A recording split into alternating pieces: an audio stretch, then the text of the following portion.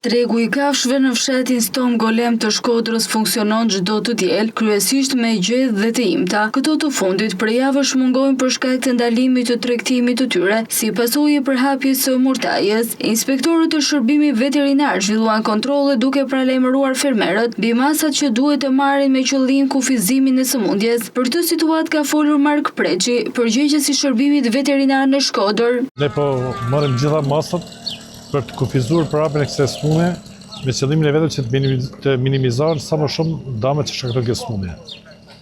Në këtë kuadër, në bashkëpunim me inspektorët e shërbimit veterinar, me inspektorët e AKU-s edhe me forcat e policisë bashkiake, ne po kryejmë inspektime të rregullta të parashikuar në planin e kontingjencës për sëmundjen e mortajës të pranë të vegjël. Në këtë kuadër është I bllokuar lëvizja e kafshëve të imta nga ferma në tregje, dhe siç shikohet aktualisht nuk ka asnjë kafshë të imt. Natyrisht është bllokuar lëvizja edhe nga ferma në fermë, por edhe nga ferma në kullota. Vetëm lëvizje që do ta dinë fermerët është që lejohet lëvizja e kafshëve të imta jashtë vatrave të infeksionit nga ferma në thertore.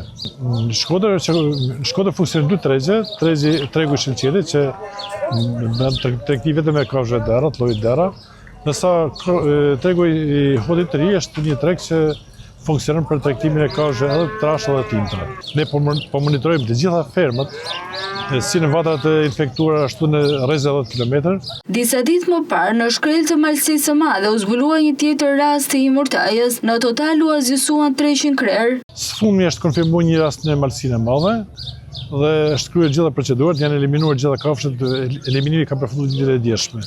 Janë eliminuar 300 krerë të dhirta në një fermë shumë moderne nga pikpamja e organizimit, por që ajo u infektu, u identifiku nëpërmjet analizave laboratorike.